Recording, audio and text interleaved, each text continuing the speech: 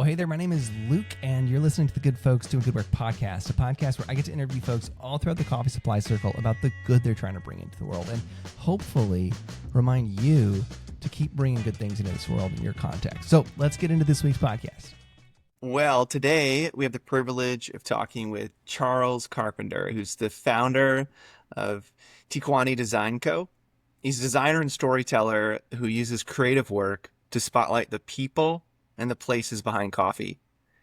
He has deep personal ties to El Salvador, which is where his mother is from, which has established a lifelong connection to coffee culture and origin. Through his studio, Tekwani Design, he collaborates with growers, importers, exporters, roasters, and cafes to tell meaningful stories that honor coffee's full journey. And to borrow a phrase from one of their clients' taglines is "from earth to cup." All the way from Denver, Colorado, Charles, welcome to the Good Folks podcast. Thank you so much, Luke. It's an honor to be here. You've had a lot of really interesting and fascinating guests, so to be asked to be part of this is a huge honor, and I hope I have something to contribute and say today that'll be of value to your audience and say a little bit more about what we do and why we do it. Yeah, I love it. Well, as I was preparing for this, I was thinking about the first time that we ever met, and I was passing through Denver, just happened to be in Denver during, I think it was like a barista prelim, and I was with my partner. It was at Sweet Bloom, which shout out to Sweet Bloom. We love Sweet Bloom. Yes, we do love Sweet Bloom. Every chance we get, I spend entirely too much money there. And my partner's with me, and she, tugged on my shoulder, and she was like, "That's the guy that's in design too, isn't it?" And I was like, Yeah, it is. And she's like, "You should go say hi." And I was like, "No, I'm too scared. He's way too cool for me." I got a little nervous about that. And you were so kind, and you were so just welcoming and generous with your space, and you were just very kind to me. And so I wanted to say thank you for being nice. I had just met another person who's in design and coffee, and it was the opposite experience. And so want to just say thanks for being nice and being a good representative of design and folks in coffee. Yeah, I would say my experience doing this a few years now is, 85% of the time, coffee people are awesome. They're collaborative. Everyone's trying to do it well and better. And there's still a lot of learning along the way. And I've always believed to approach life as a learner, not an expert, because we're all learning new stuff. And just when I think I figured something out, I find and discover something new that somebody else is doing. And I'm like, oh, shoot, I wish I was a graphic designer. I wish I could do cool stuff. So I think we're all on a journey. And if we can share ideas and collaborate, and there's projects and pitches and money's involved, and all those things are realities. But in general, I don't know why not be kind, because, man, I'm going to need someone to be kind to me. So I'm glad it was genuine, and it's how I try to operate, at least, and how I want to be treated. I don't want people to think, anyway, thanks. I guess that's good feedback, or good to hear. It is. Yeah. And how you interact with the world matters. And especially in coffee, where it's such a small industry, you're gonna bump into the same people. It's in some ways, for better or worse. So I really mean that. And I Cool. From day one, it was you were always just very kind to me. I also just really respected the work that you had done and still do. And I'm curious, when you got into design, did you think that you would end up doing design in coffee?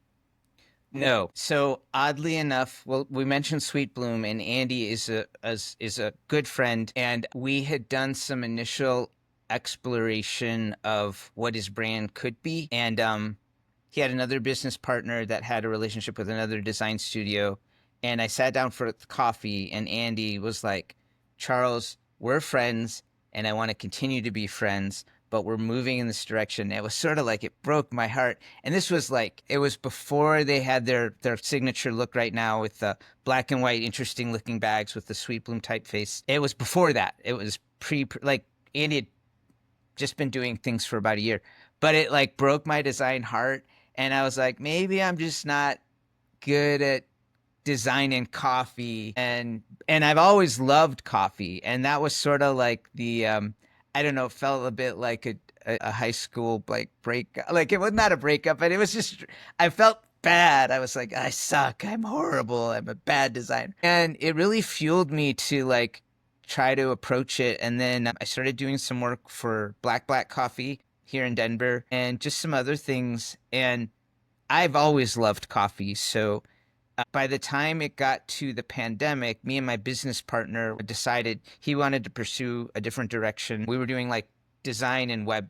So I was the designer, he was a web developer, and we were kind of in that lane. And when I bought the company from him and decided to rename it Tekwani, I was like, I've got only so much time on the clock. I want to do stuff I want to do. And the thesis was, can you survive on design and coffee? Still working that out. But for the most part, yes. And then also, can that be done better? Because design really celebrates and entices people to check things out. But I always knew that the way coffee was done is the minute it crosses the border, it triples in value. The supply chains, everyone wants it to be better, but it's in an old system that is hard to change. And there's a lot of, I think, virtue signaling that goes on, especially in the marketing of coffee and the storytelling of coffee. And there's a lot of good intention in coffee, I myself included. And again, learning, not an expert, how can you make shifts and changes in the coffee industry with design in particular? What stories are you amplifying? Whose voices are you helping to be heard and all that? And that's been, I'm learning that daily. I mean, there's work I'm really proud of. And then there's a few projects where I'm like, I'm not sure that was reaching the values or goals I was after. But again, it fed the beast. And so you got to stay viable so that you can do the stuff that you want to do and make that impact. So that was a long answer with a lot in it, so I hope that was okay. Hey, really quickly, I have 3 things I want to share with you. Number 1, I run a consulting firm called Pomelo Coffee Consulting, and we only work with coffee roasters, and we help them with 3 things: their people, their processes, and their profit. Now, within Pomelo, I also run a cohort called Junto. There's 2 of them. One's for owners of coffee roasteries. The other one is exclusively for leaders within coffee roasteries, and both of them are structured similarly. They both have a peer-to-peer coaching portion. You can add on some one-on-one time with me. There's some learning opportunities.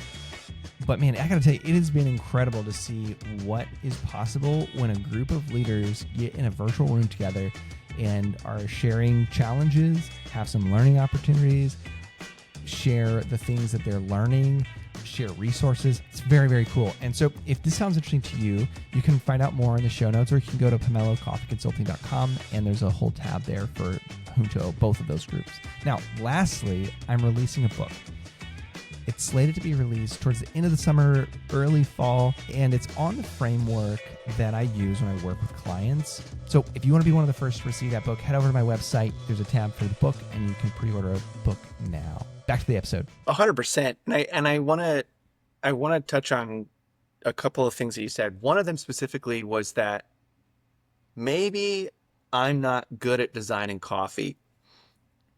And I have felt that when interacting with, when I was running the Levco, I had felt that when I interacted with folks that I was like, we could really help you. And then to get that rejection from folks that you thought would say yes and would want to work with you. Yes. It's so, it's a tender sort of feeling when you get that rejection. You feel just like, oh, I need to go crawl into a hole and cry for a little bit.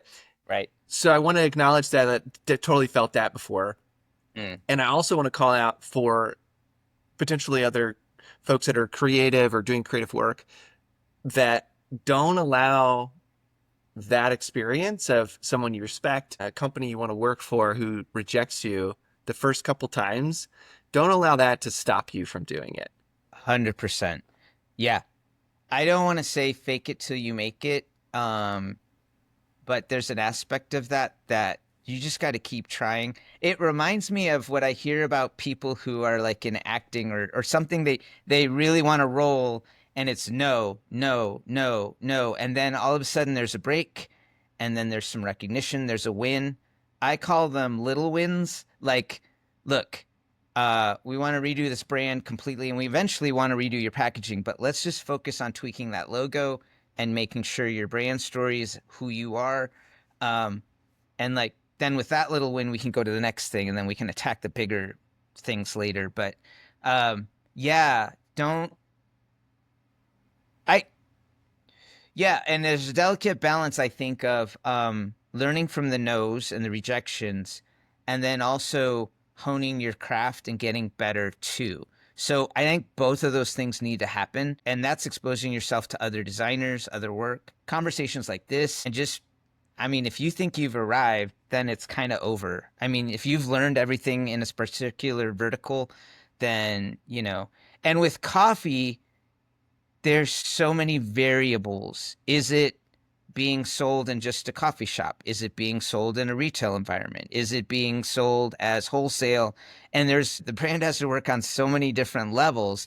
And that's been a learning along the way. I didn't out the gate know all that. There was definitely and the other thing that I really want to emphasize is listening is a magical thing, because your client is an expert in what they do, probably learned along the way. They may not visually be telling the story the way they want to, but they have key learnings and things that you need to absorb as a designer to tell their story.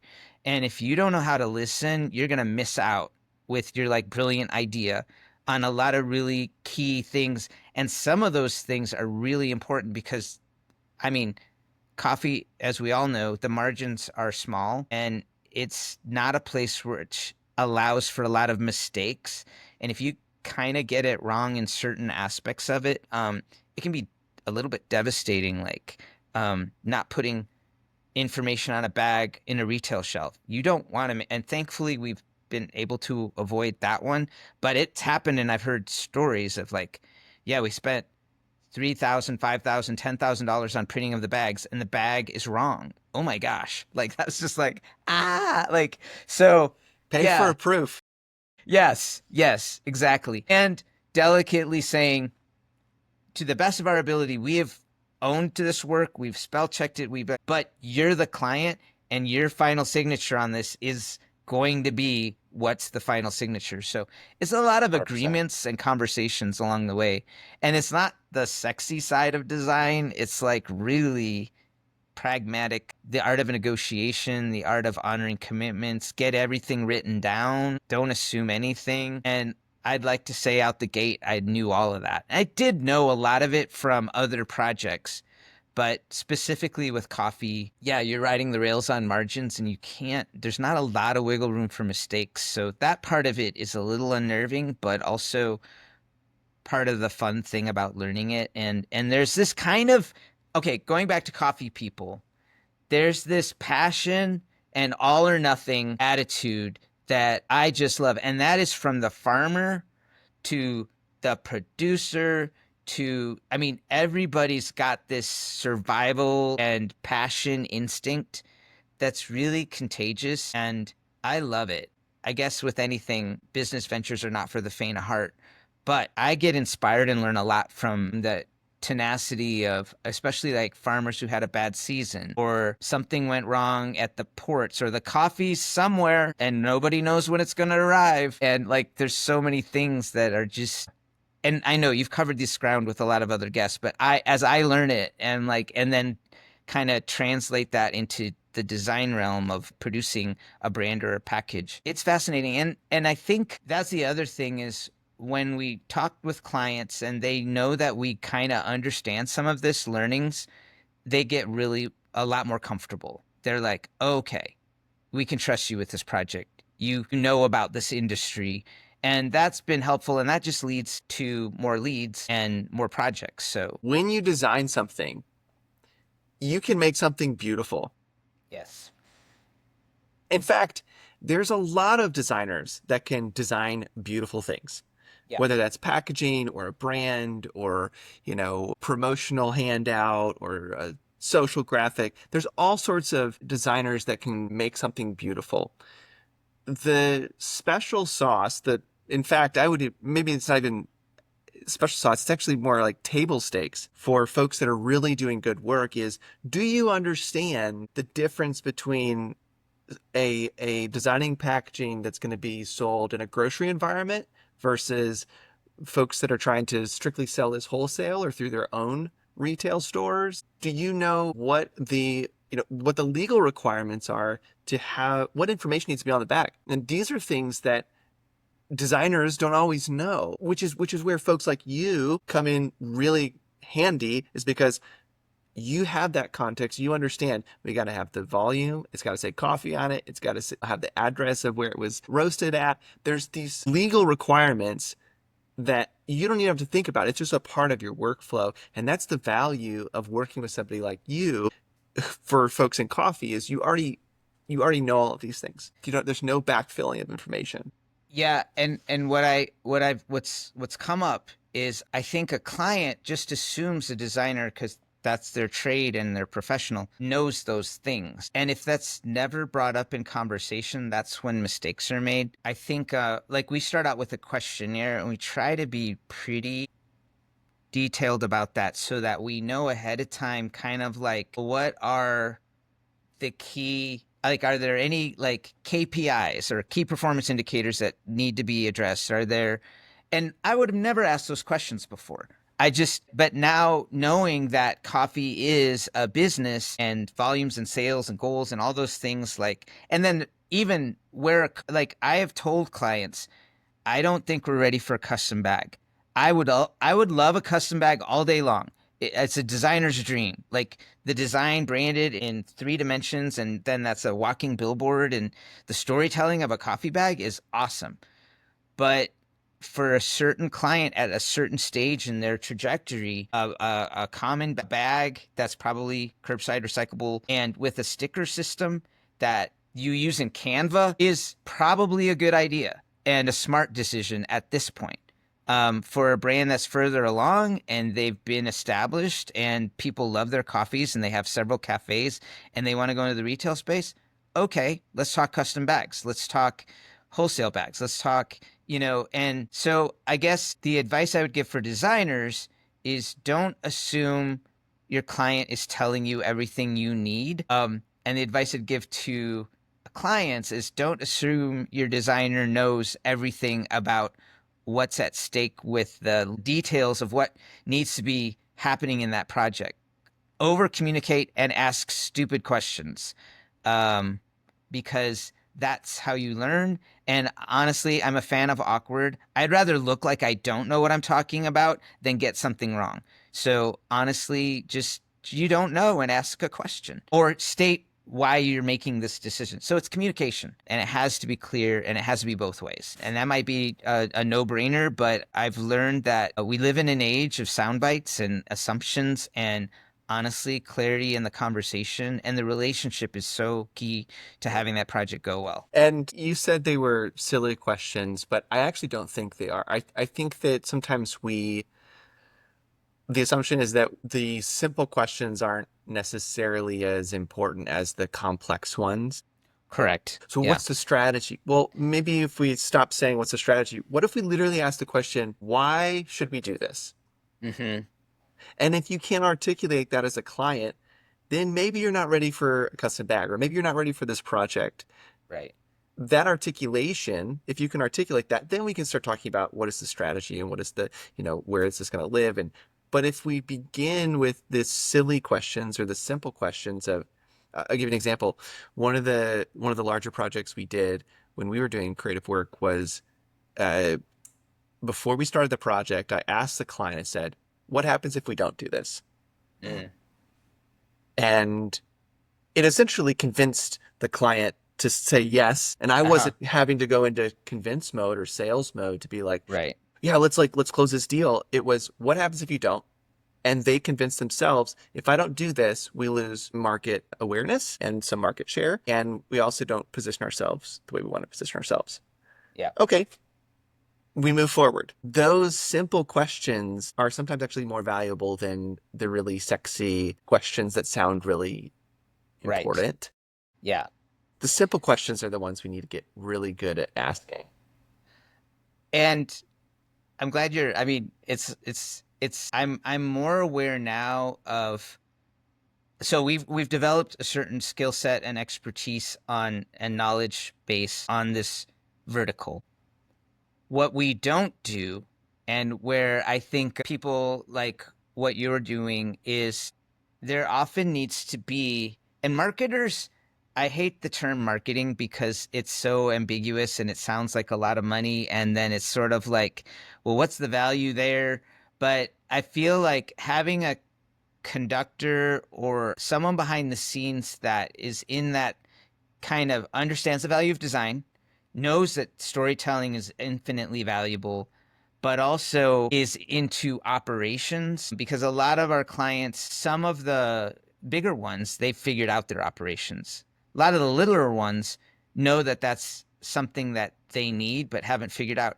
And we don't offer that service. We're storytellers. We tell your brand. We can tell that in a bag, in a website, collateral, merch, all day long. But that doesn't answer your logistical and operations. And that is really key.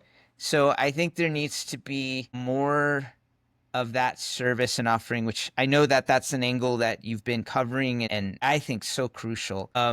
And it would be nice to have the designer know all those things, but honestly, they don't, because that's a whole other skill set and level 100%. yeah. And I don't think people get that. I think they're like, you make the brag pretty and somehow you magically know about logistics and operations. And Yeah. it's like, Yeah. no. Yeah. So anyway, I wanted to highlight that dimension that I think that, so, when a shop wants to, or even more, we keep talking about shops and I love shops and they're great. But even like, so I was recently in March with a coffee buyer for a coffee company that's Ukraine based, and he invited me to cup with him in Guatemala for 5 to 6 different farms. And it was really cool to see the farms that had dialed in their storytelling and like the way they did the cupping, the way that QR codes and also lots and availability and prices was very transparent. It was in English, it was in Spanish, and you could see, and the perception was, wow, that green coffee is more valuable. And so to see like, and he wanted me to see this, he's like, what you're doing, if you did this here with these types of clients, and I'm like, yes, yes, yes, yes, yes. Because that's the heartbeat of what I want Tekwani to be, is elevating the value of coffee, especially for the people who are growing it and producing it. So to see the value of design on that level at where it's being grown and how that helps not only perception, it's not just perception. I mean, they're putting so much work into raising that crop a certain way to get a good price that the design only enhances and echoes that. So it's 100%. it's not selling something they're not doing, like trying to make something shiny that's not. It is all that passion. It's just the last thing and then on a producer level, and we can talk about this a little bit too, is oftentimes the capital isn't always there to do that. But I am interested in, figuring that out and figuring out pricing models and finding ways to make that work. And we have had the opportunity to do that, and I just want to do that more. Yeah, I think you're reminding me of a conversation I was listening to yesterday about friction and how in the digital environment, the way that apps and websites are created is to eliminate or reduce as much friction as possible. Right. Whereas in real life, there's tons of friction. In the physical environment, there's tons of friction. And when we're talking about coffee, specifically green coffee, the amount of friction that is generated from the moment a coffee is picked until it gets to a potential buyer, not even a contract, but to, samples to a buyer before there's an agreement made, is incredible.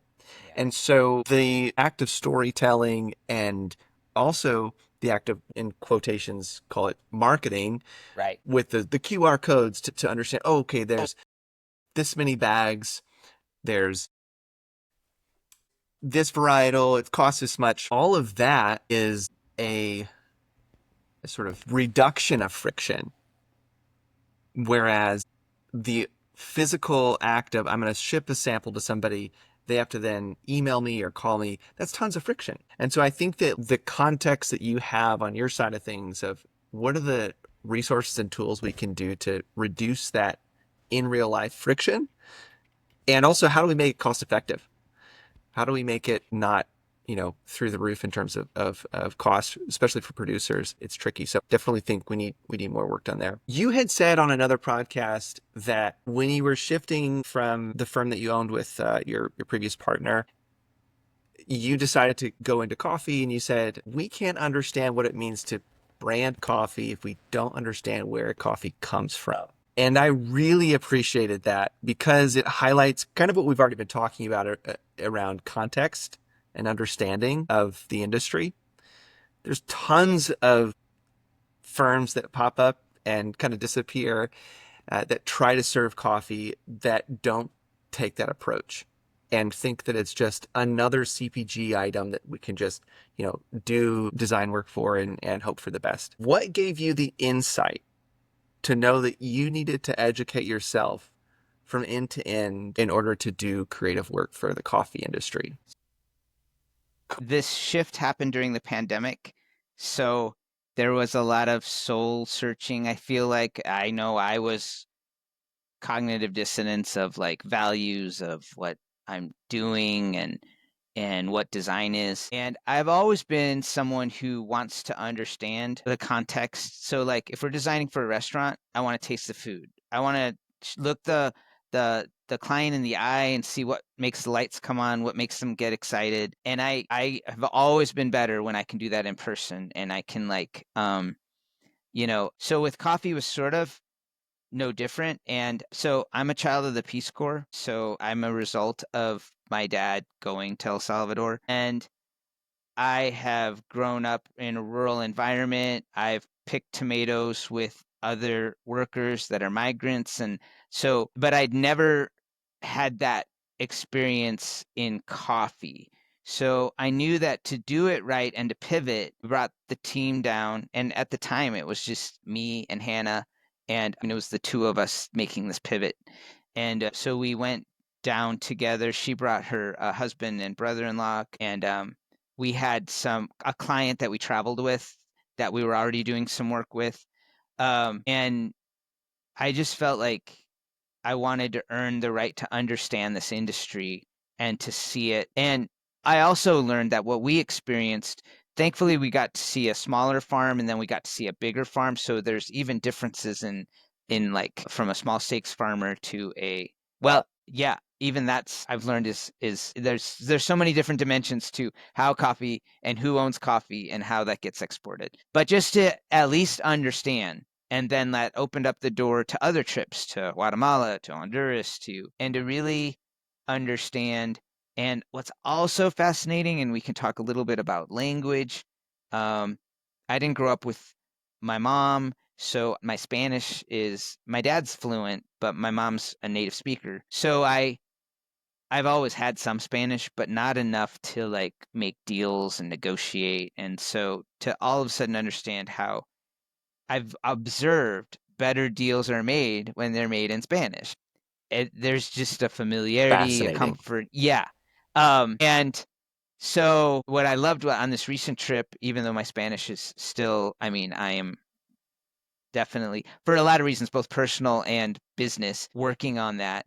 But all of those cuppings were done in Spanish. And I knew enough to hear the difference of how a cupping went when it was done Spanish and Spanish. All Spanish speaking. And when the cupping was done and the decisions involved in that and with English. Now, I'm not saying that better deals are made if you can speak only Spanish. I'm not saying that at all, because they've got a product and they want to sell it and they know that, but nuances of the coffee itself and why it's priced the way it is and those little things. And along with language comes context and history. You learn real quick why the industry is as ugly as it is. And you can read books on it, you can study it, but to see it in person and to see like you're in paradise when you're in the coffee belt in most cases. There's fruit trees. It's lush. It's green. It's beautiful. And yet you witness people living in situations that are totally different from a North American context. There's goods and bads with all of that, but it's an eye opener of what is valued and what isn't, and the value of coffee and where that value comes from and all that kind of stuff. And what broke my heart was a lot of the best coffees weren't enjoyed in country. So one of my favorite things that's happening in coffee right now is like I can take you to El Salvador to like 5 really amazing coffee shops that are innovators in the industry and are considered one of the top 100 best coffee shops. And I love that swagger of that pride of we get to say what the price is. You don't get to tell us because we're tasting it too and we value it. And so gone are the days of like, well, the crap coffee just goes to locally. I mean, that still happens by and large, especially socioeconomically. But Guatemala has an awesome coffee scene. You can go to Antigua and go to amazing coffee shops. Honduras is starting to like blossom, and you can go to different places and experience really good coffee. And a lot of that, when you see a good coffee shop, it's like here in the States, when they've paid attention to the brand and they're caring about the presentation of their shop and where that coffee's coming from, and they're telling you those relationships that are more intimate because they're in country. Man, that's just amazing. And to be part of that and to be invited along in some aspects of that. And also, I don't want to take design jobs away from local designers. So part of our Tekwani model is we've evolved into we work with freelancers, and we try to use our ability to understand the industry, but then working with like one of our projects that we got going on right now is doing social media, and the designer is Daniel. He's in San Salvador. He's killing it. He's doing amazing Spanish, English social media work in country, and he's benefiting, and that's coffee related for Central America. So more of those types of opportunities. That is a model I'm tweaking and figuring out. Wish I could tell you here's exactly how to do it and it works perfectly and here it is equitable. But yeah, that's happening, and I want to hopefully do more of that and get because I love seeing coffee celebrated in the countries that it's grown in. That is like makes me so happy. It's my favorite thing to do ever is go to Central America and experience coffee that is exquisite and delicious and presented well in the country is awesome. It's one of the best things ever. It tastes so much different there. And it's the same coffee, but it's just like it's sweeter. It's more you can, people talk about terroir and coffee, but when you have a coffee in the country that it was grown, maybe even on the farm that it was grown, Yes, it is like yeah. it's very emotional, Mm-hmm. and it helps provide the context that you're talking about. It helps Yes. provide the understanding of this is a place, these are people that are directly connected to this. The impact of our work is going to affect the people in this room and at this cupping table. It's completely different when you taste coffee in that way versus, is a guy in Denver designing some sample labels that are going to go on a bag to some coffee roaster somewhere in the US or in Europe or something like that nature. Right. It's a different feeling. It is. It is. And I've I've heard stories, and hopefully this doesn't happen much anymore, but designing bags, especially for websites, coffee fields with hands picking them. And I've seen like it's for an African coffee, and they're showing pictures of Nicaragua, and I'm like, people, this not only is that like geographically silly, it's kind of insulting, and it also takes away from the true, and you know this, like the microclimates, the countries, coffee tastes different, and that's the awesome thing about third wave and where coffee's going is people are starting to develop more selective palates, and they're understanding like, oh wow, Indonesian coffees do taste different than Brazil coffees or Honduran coffees, or even coffees now being grown in China of all things. But its context is huge, and relationship. Yeah. Those two things. And I really appreciate what you said earlier about the language and how better deals are done in Spanish. And it goes back to an understanding of language. There's so much that we can communicate via translation or Google Translate or somebody who's there. But when you are using the same words and we don't have to fill in the gaps with, well, this word means this in this context, and we have to explain it you get rid of that when we're able to speak the language of the people from the place where the coffee's being grown. Makes Yeah. total sense.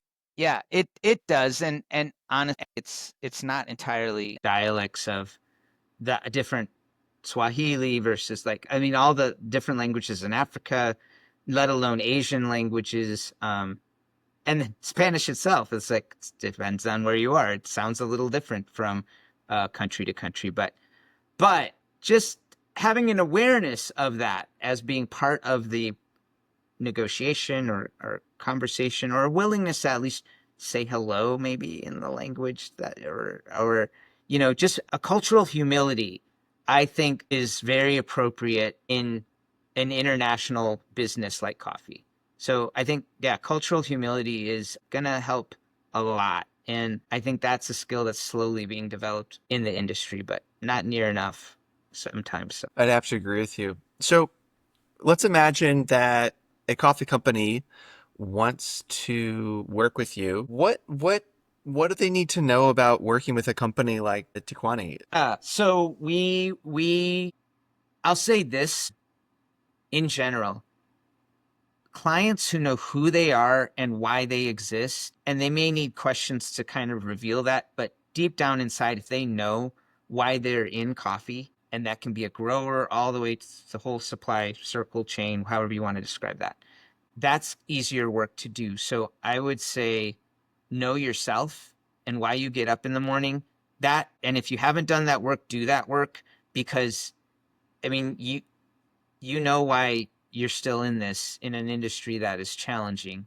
So the minute that's really understood and becomes super clear and can be like put into like a paragraph or bullet points or whatever, I say we have to do that work and understand that foremost for any of this to be successful. And the clients that know themselves the best are the ones that are the easiest to work with and have the most successful outcome. When a client, like, we've had some experiences with a client that just like, coffee seemed kind of cool. I had a little money. I'm dabbling. It does not go well.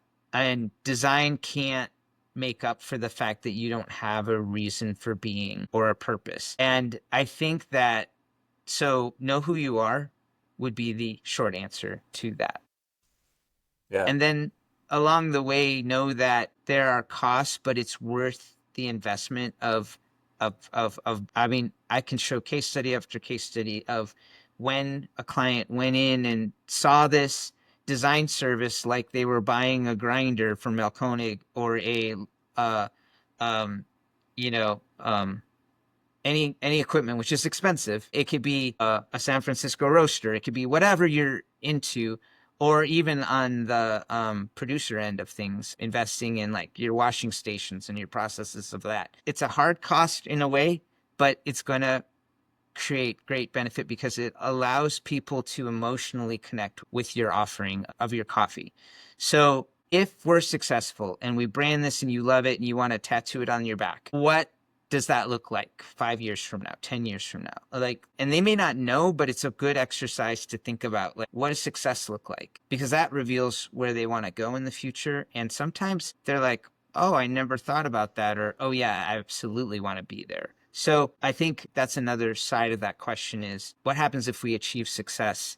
Are you in all the Whole Foods? Just is that what you really want? Do you want to, because Whole Foods, Amazon has a lot of requirements for you. And is that going to diminish your vision or your vision of how you want to ethically source and trade this coffee? Like, those are good questions to ask. So, yeah. So to summarize, know thyself, Yes. invest thoughtfully, and understand that while this might feel like a larger amount than you're hoping to spend, it's going to repay you over the next 3 to 5 years in multiples. Yeah. And then the last piece is vision. Understand what are you trying to do in that 3 to 5 years, horizon, to be able to understand if you achieve that, is that actually what you want? Right. Yeah. It's good. Yeah. Yeah. It's good. You had said something earlier about working with clients that wanted to do fully custom packaging, and you were coaching them sort of away from that because they weren't ready for it. And I have a number from an operations perspective of where it begins to make sense. You do that from a design perspective. What are the considerations you're taking into effect to be able to say, you're not ready for this, you are ready for this? That's just in conversation. Like, so some of it in the situation of roasters, is their product good? Does it taste good? Is it something that, like, they get feedback loops from people, and, different people are roasting coffee at different ways for different audiences. So, what has been the success, and to the point that you're willing to spend money on branding this, like, you've mom and popped it, you've invested your heart and soul, but it's kind of like, the logo's a little janky. I know it could be better. So why are you at that situation? And what are your goals for in-store sales or online sales or wholesale? Wholesale's a whole vast realm that, especially websites and wholesale, oh my goodness. And Shopify, like, should I use Shopify? Should I not use Shopify? So a lot of it is just stories we've learned along the way. And I know data is the new bacon in that it reveals a lot and it can help make some smart decisions. I wish we had better data sometimes, and conventional wisdom is awesome. It is. But hard data, and so I don't often have access or resources to get that data, but when a client has that, it goes way much, much better. So it's not just, so yeah, it's heart and soul, right? It's art and science. All of those things matter. And you can't have just data without emotion and heart. And you can't have emotion and heart without a business plan or a model or KPIs or something to know why you're doing it and how you want to scale that and all that. So there's not a tidy answer to that question other than listening a lot and just understanding where they are and where they want to go. That is what triggers, or like, I hear you say this, so have you thought about this? And then sharing some, like, it's like real estate, comps of like where other shops are or where other places have been is helpful. So I do wish I had always, like a good copywriter, I wish I had a good operations understanding either in the company itself or from a third party. That information is super helpful for the design. Yeah. And it helps you make more strategic decisions because, if your packaging provider's minimums are 10,000 units, but you're only going through 5,000 in a year, maybe it doesn't make sense to have that much capital, or maybe you need to find a different packaging provider that has lower MOQs so that you can turn it faster. And the opposite is true too.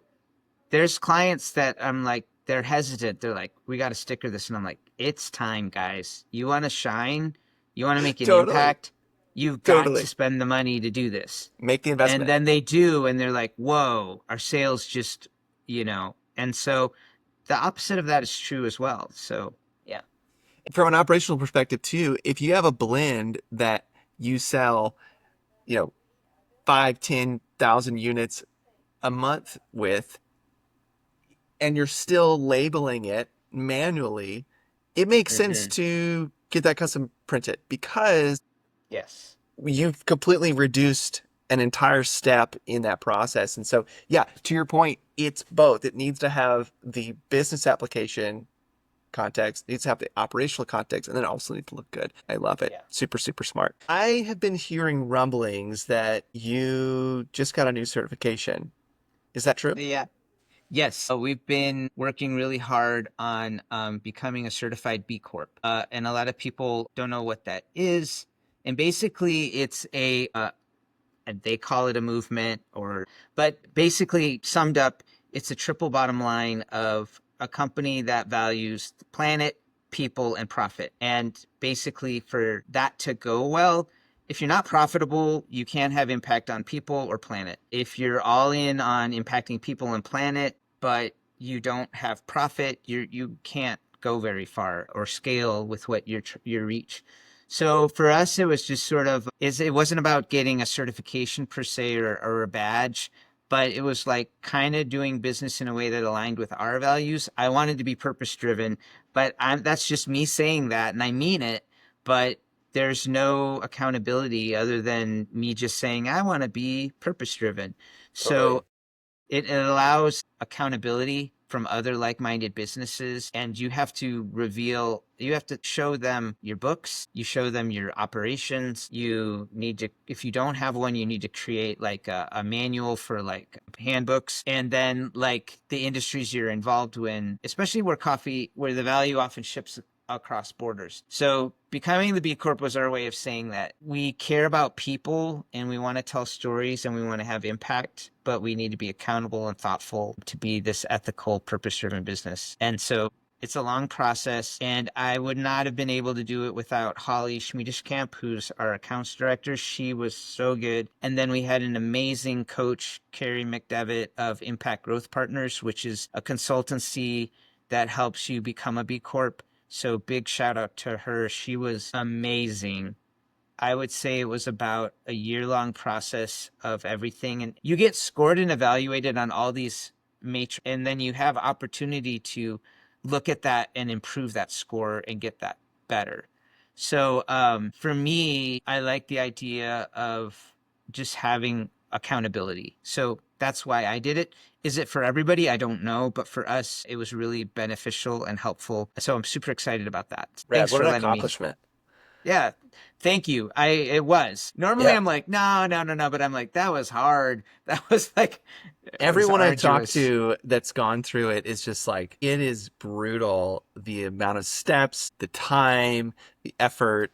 And so thank you for doing it, one. Yeah. And two, thank you for sharing about how long it takes, because people don't necessarily know. I talked to one business owner, it took him like 3 years to get everything buttoned up. So 1 year's pretty quick. Good for you. The other side of that is we just talked about convincing a client to invest in themselves and to pay money.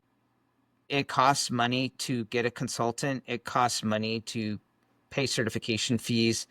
But for me, it was an investment in my business to be the type of business I wanted to be. So it's like that pain point of, oh man, payroll this month and then my B Corp stuff. Like I felt that pain, and that empathy is super huge in relating to clients. Like I'm like, I get it. And already I'm seeing some benefits of investing in ourselves. So it's not like we're just trying to sell you on something and say it's practicing what we believe. And yeah. So it was a good learning for me about like, it hurts a little, but in the long run, it's going to be worth it. Yeah, 100%. What, to make it practical for folks that I'm sure folks are relatively familiar with B Corp, but what were some of the surprising learnings as a result of the information that you had to share and kind of go through with the two folks that you mentioned? Yeah. Profitability and numbers. I'm not a numbers guy. I'm like heart and mind and beautiful work, but the nitty gritty business side of it and pricing and also ethics, and to do something ethical sometimes will cost you money, and evaluating the scale of that and what's important to me. So I would say the business operations side of things was the biggest. It was the biggest weakness. I've got purpose-driven clients all day long. That's not a problem because I'm just living into what makes me come alive.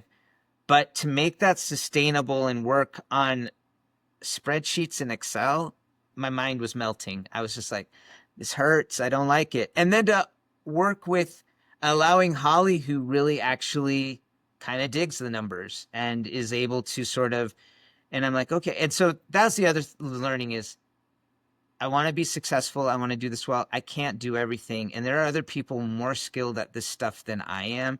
And so seeing a map that allows me to align with the right people who have those core values of people, planet, but also they're really good at profit. And I'm not. I would give it away all day long because I'm just too nice. I'm an Enneagram 9. I'm a peacemaker. I want to just make everybody happy. And you got to run a successful business, and you have to worry about the bottom line. You have to worry about profit, and you got to take care of the people you're working with. So that was the hardest part of it, was just realizing I kind of suck at this and I can get better. And here's ways to do that. It's so good, and it's something that our entire industry needs right now. And I talk about this all the time. I've only come across a handful of roasters, which is generous, that are profitable and are not, barely scraping by and uncertain with, are we going to make it or are we not?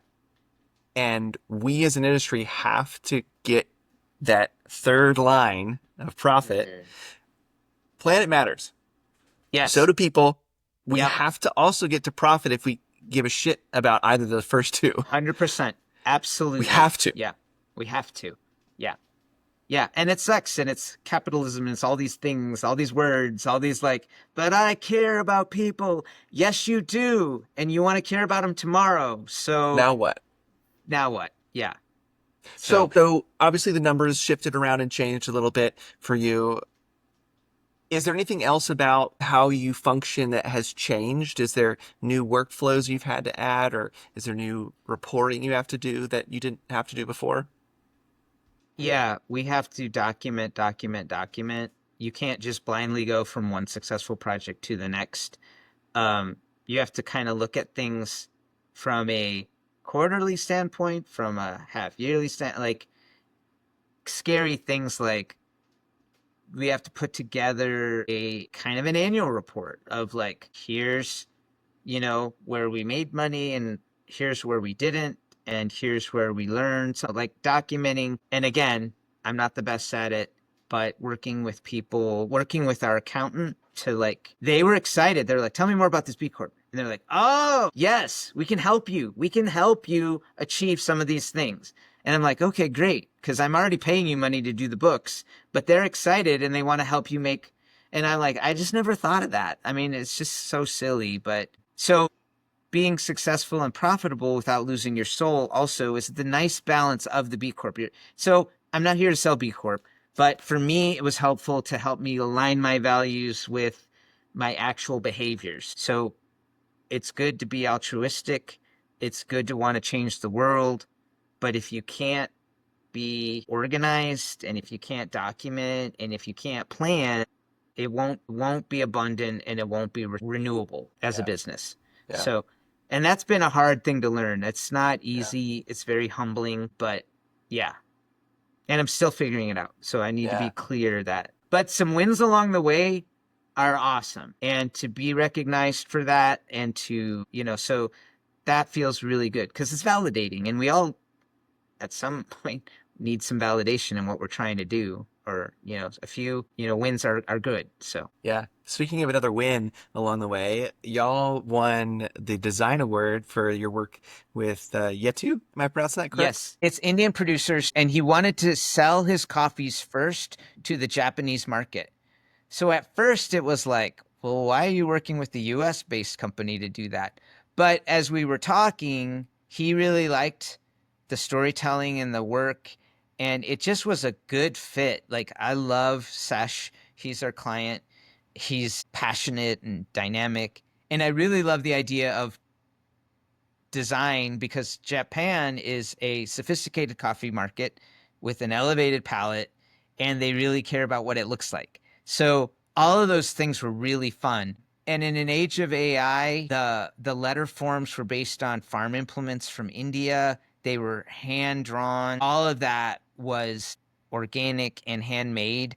And it just felt really good to win because it was a cool client doing international work across markets. And he cared about, and so he's the one that's earth to cup. And I was like, I always heard seed to cup or bean to cup, but the fact that and I love that, the earth itself, if that's not taken care of, we're never going to get a good result in the cup. And so it's such a simple tweak, but I loved it. And I was like, that is a message that I want to adopt because it's so important.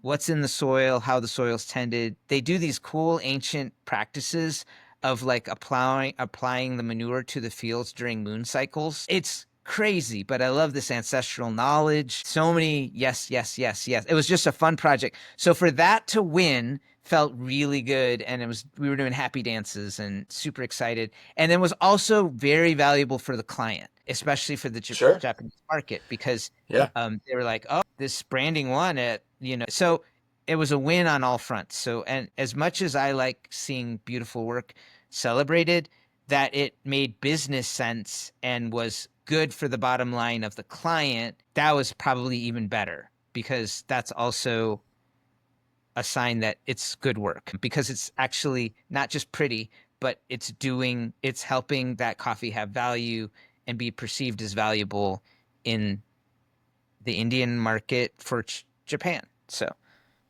Yeah, and I mean, if it works for everybody and it's good for everybody, then I don't see any reason why they can't swing for the support to help you submit for the design awards next year. This is me telling all of your clients that you're working with right now to share the load, and yeah, to it'll be good for both of y'all. And two, that's the other thing that I think folks forget sometimes about the design awards. At the minimum, your bag's going to be around the entrance, so 17,000 people are going to probably see your bag. So bare minimum, it's an exposure play that is pretty helpful yeah, for a pretty reasonable price.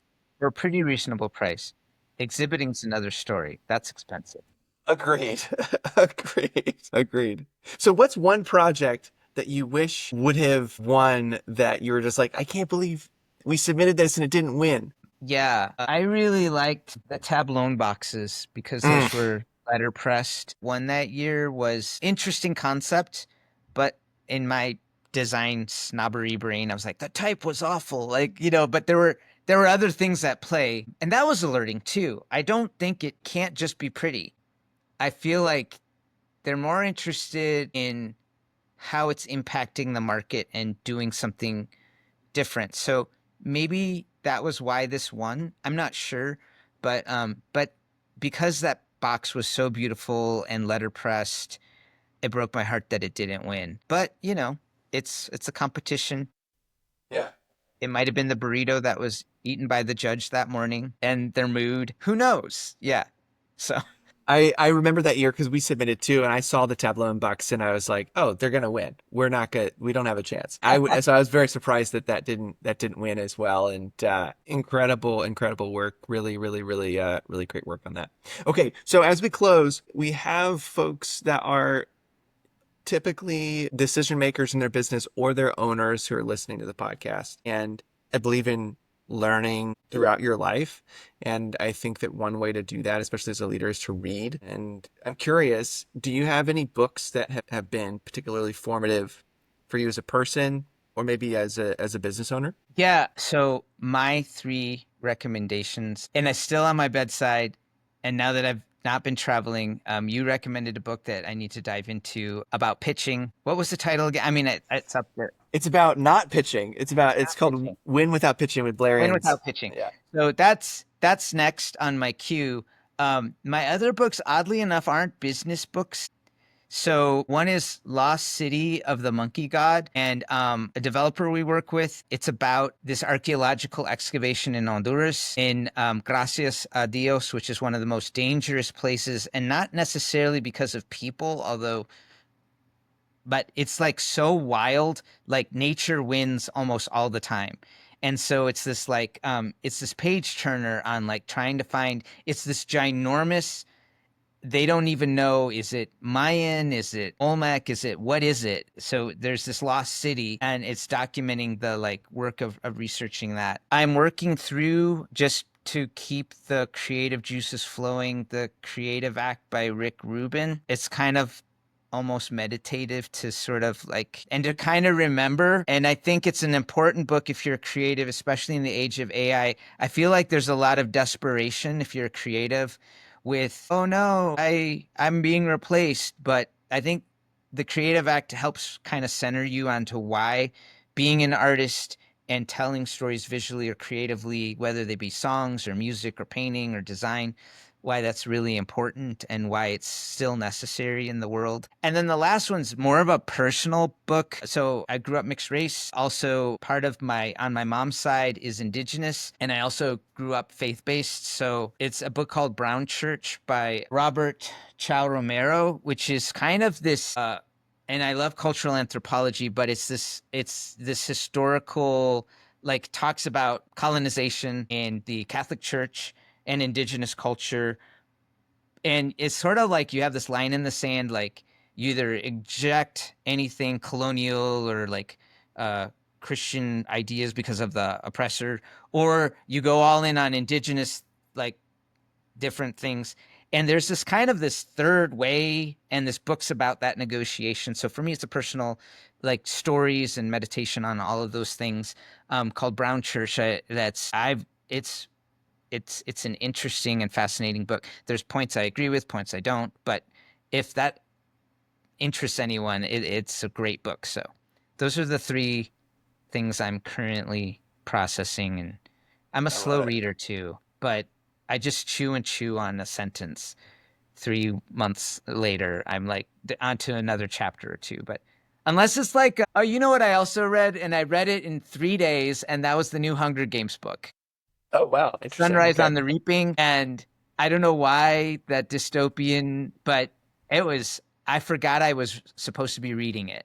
And it was really good, and I enjoyed it, and I read it in 3 days, front to cover, and I forgot that I was a slow reader. I just tore that book up. And it was very thoughtful, and I don't know, speaks a little bit to today, I guess. But yeah. Anyway. Those are some great recommendations, and I'm interested to learn to read the Brown Church. Sounds interesting as somebody it's fascinating. It's a good, yeah. And it doesn't, I don't know. Yeah, I actually would love to have a sideline personal conversation with you about that book later. Let's do it. Let's do it. Exchange notes on that. Awesome. Well, Charles, thank you so much. 1, for your work. 2, for how you move about the industry, and how your focus is always on representing. From my perspective, it's always seeking to represent your clients in the best light possible, and to show the impact that they're doing, and their desire, their heart, their passion. That is just really honorable in my opinion. And I think you do a really good job of that through your work, you and your team. And so I wanted to acknowledge that and say thank you for doing that. And I hope to see more and more of your work out in the world in the coming days and weeks and months. And thank you for being here and sharing about your journey, sharing about why you're doing it, and being honest about what it was like to go through the B Corp. And I really appreciate that. I think it'll be helpful for folks. Well, you made this easy, and it made me want to have more conversations with you. So I just, I hope that on a friendship level, it'd be great to stay in touch and keep talking, because I know that we care about a lot of similar things. And and I love the work you're doing with like helping people see bigger pictures and get to that goal of profitability, and like having an awesomely run business, but in a way that still maintains values and has that purpose to it as well. So thank you. I've been following stuff you're doing, and so hopefully we'll cross more paths in the future. We will. Before we go, how do people get in touch with you if they want to, maybe work with you or learn more about what you're up to? So Charles at tekwanidesign.com or info@tekwanidesign.com. Those will both get to me. That'd probably be the best way to reach out. We'll link to that in the show notes as well. And thanks again. As always, be well. All right. Thank you so much. This was really fun. Hey, it's Luke, and I'm back one last time with 2 questions. Number 1, did you learn anything from that podcast?